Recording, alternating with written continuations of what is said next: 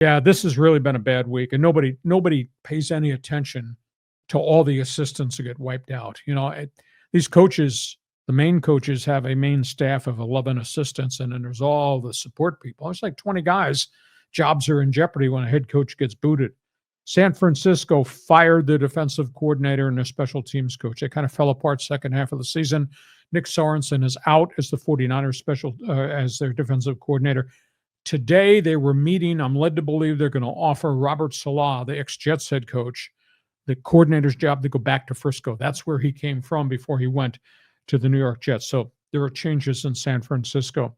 Cincinnati, terrible season. Joe Burrow had no help at all. It's an organizational failure. Zach Taylor kept his job. 4 assistants lost their job, including his highly regarded defensive coordinator, Lou Anarumo. He's gone. Now, he may be going to Indianapolis. In fact, I think he's interviewing there today, but the Bengals got rid of 4 key assistant coaches there. There's so many others. Gus Bradley got bounced in Indianapolis. He was the defensive coordinator of the Colts. Cleveland fired its offensive coordinator, Ken Dorsey.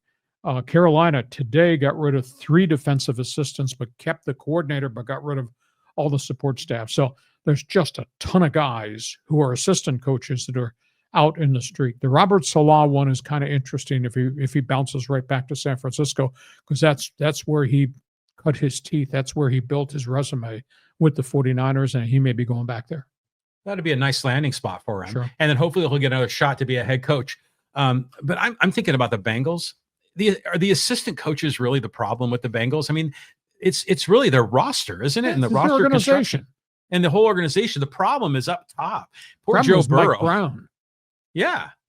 Well, it's always the head of the snake, the problem. So I think it's going to be interesting to see, because they have decisions to make in terms of what are they going to pay Jamar Chase? What are they going to pay T. Higgins? Those are the 2 marquee stars who catch all the passes that Joe Burrow throws. Right.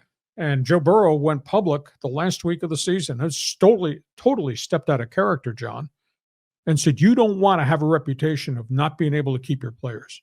And that comment was directed right to the executive suite of the longtime owner, Mike Brown, who historically has been cheap. So, we'll see as free agency occurs in February. Are you signing Jamar Chase? You're signing T. Higgins? Or is it going to be the same old in Cincinnati? Because if that happens, that quarterback's going to stand up one day and say, trade me, I'm not playing here anymore. I think he's pretty close to that right now. I think so too. And it's tragic. He had an MVP type season with no help at all, and he almost dragged him into the playoffs despite what the front office did not do. So NFL fans, a lot of topics on the table. Fill up the chat box. Want to hear what you've got to say.